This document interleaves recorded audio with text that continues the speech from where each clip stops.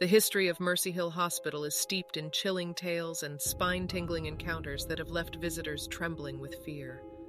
Located on the outskirts of a small town, the hospital once served as a beacon of hope, but it now stands as a sinister reminder of its eerie past. One terrifying incident that haunts the memories of those who dare to recall it occurred in the desolate parking lot at 3 a.m. In the dead of night, the hospital's parking lot took on an otherworldly atmosphere. It was a time when darkness enveloped the area like a suffocating shroud, and only the faint glow of flickering lampposts offered any semblance of light. The silence was oppressive, broken only by the distant hooting of an owl or the soft rustle of leaves in the wind. Anyone unfortunate enough to be caught in this unsettling place at this ungodly hour would experience the weight of an indescribable dread. On one fateful night, it was a weary security guard named Thomas who found himself stationed in this forlorn parking lot. Having heard chilling tales of the hospital's past, Thomas was already on edge. He had witnessed strange occurrences during previous night shifts, from eerie shadows gliding through the corridors to faint whispers that seemed to originate from nowhere. But nothing could have prepared him for the horrors that awaited him that night. As the clock struck 3 a.m., Thomas was struck by a chilling sensation, as if an invisible hand had wrapped around his heart. He decided to take a short walk to shake off the unease and regain his composure. However, as he meandered through the parking lot, he saw two eerie figures slowly emerge from the darkness. Two women dressed in outdated nurse uniforms pushed a rusty, creaking wheelchair, its wheels leaving dark streaks on the concrete. Thomas wondered what they were doing there at such a late hour.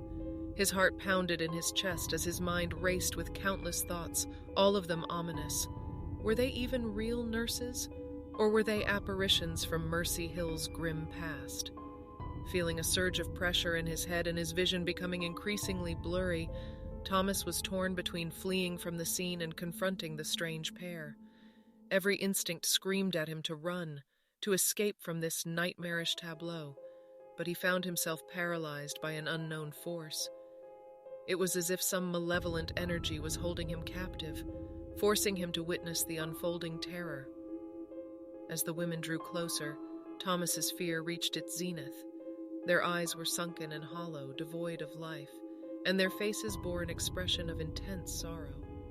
He couldn't shake the feeling that they were not truly present in the physical realm, that they were lingering spirits trapped between the worlds of the living and the dead. Suddenly, Thomas's mind was bombarded with haunting visions of Mercy Hill Hospital's dark history. He saw the flickering lights of a decrepit operating theater where countless patients had endured agonizing procedures.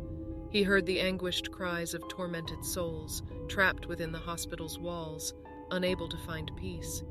The women in the wheelchair seemed to merge with these haunting images, as if they were the embodiment of the hospital's tragic past. In a desperate bid to escape the nightmarish onslaught, Thomas turned and sprinted back towards the hospital.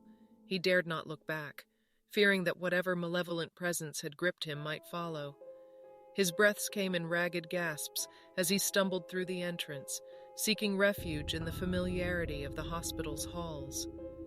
To his surprise, the hospital corridors were eerily quiet. No nurses were in sight, and even the gentle hum of the equipment seemed to have vanished. Thomas wondered if he had entered another dimension, a parallel universe where Mercy Hill Hospital was nothing more than a twisted, haunted shell. As he hurried back to his post, Thomas couldn't shake the feeling that he was being watched, that some unseen presence lurked in the shadows, waiting to seize him once more. He felt as if he had glimpsed the dark secrets of Mercy Hill, a history steeped in suffering and sorrow, and he knew he would never be the same again. From that night onward, Thomas refused to venture near the hospital's parking lot at 3 a.m. He couldn't forget the two spectral women and the haunting wheelchair, a grim reminder of the terrors that lay dormant in Mercy Hill Hospital. The history of this place was etched in fear, and it would continue to haunt the hearts of those who dared to tread its darkened halls.